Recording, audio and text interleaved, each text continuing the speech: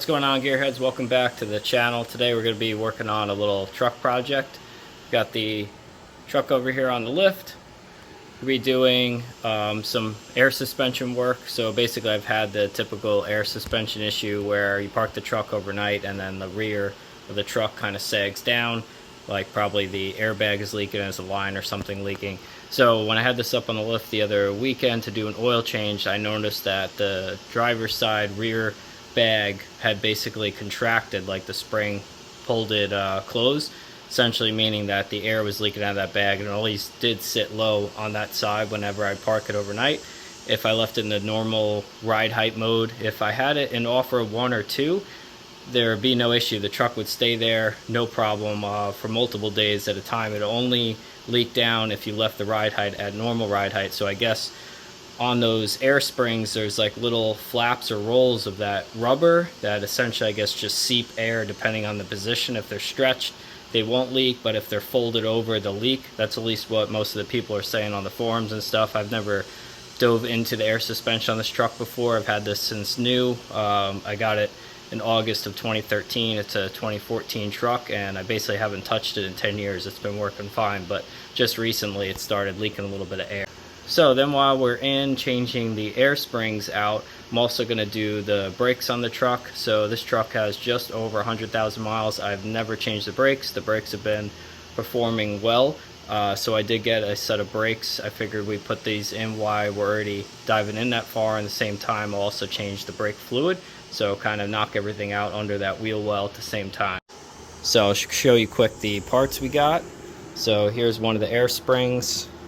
I'll leave links in the description below for where I bought the parts. I don't remember the vendor offhand right now where I got these from, but 2 of these air springs, these are aftermarket. I didn't get OEMs. I think the set was maybe like 150 bucks, 120 bucks for the rears. I'm going to do the fronts at a later date and time because those don't appear to be leaking. So just to save a little bit on cost, we'll just do the rears for now. Then I also have had these Bosch brakes for quite a while now. They've been sitting waiting to go on the truck. So it's a set of the pads.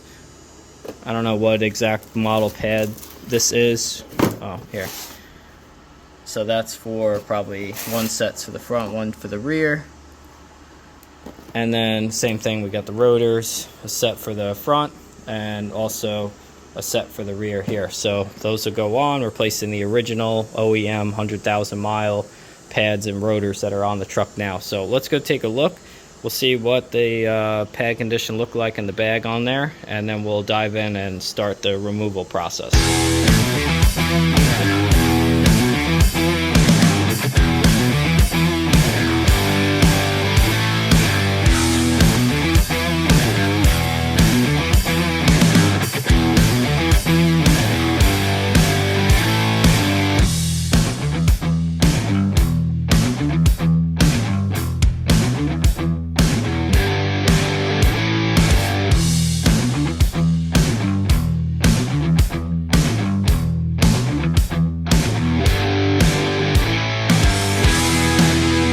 Alright, we're getting our butt kicked here with this first rotor. Definitely, you could tell, hasn't been off in 100,000 miles, and she is set on that hub. I don't think it's the parking brake shoes holding it, because it's not even moving at all. I think if it was like a little bit loose and just kind of caught on the edge of the parking brake shoe, if there's a lip there worn on the back side of the rotor where the parking shoes engaged, that would be a different story. I don't think we're there. I think it's just frozen on the hub.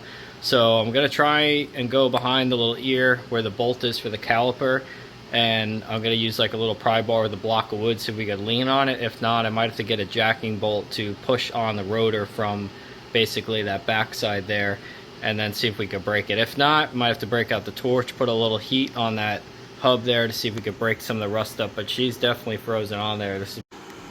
Alright, so here's our little rig. See here, we put a bolt through the bracket. Bolt I had was too short, so I just used up a little spacer block here of aluminum and basically snug that up, and then I'm running this in with the ratchet, holding a wrench here on this side and pushing against the back side of the rotor. Hopefully this will get it to pop, break that rust free.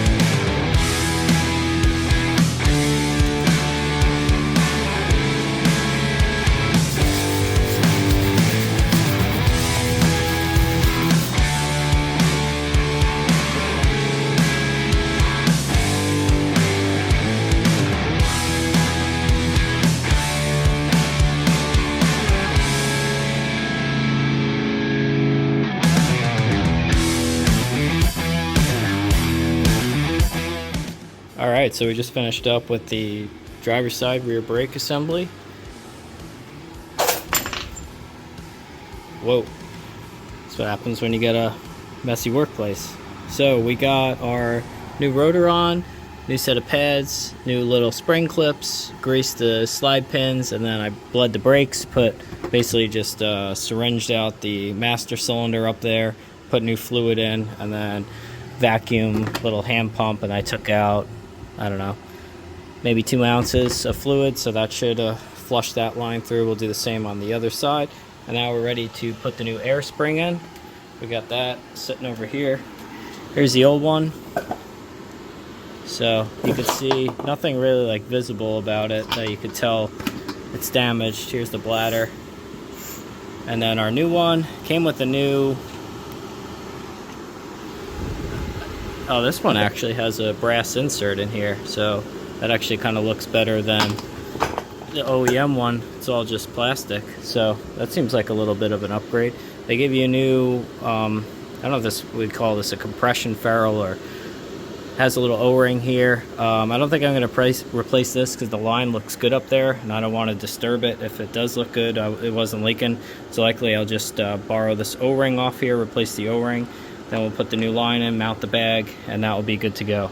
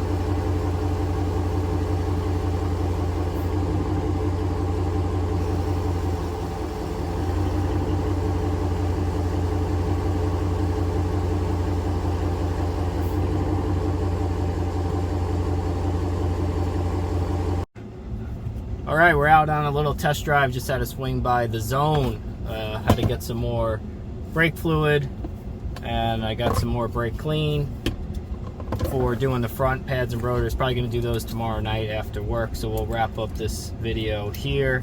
Got my co-pilots with me. We picked them up a little snack inside. So yeah, everything seems to be going good. Played around with the ride heights a little bit, cruising a normal height, went to off-road 1, off-road 2. It seems to be holding pressure. The back end isn't sagging down after the truck sits for a little while, so I think we're good to go.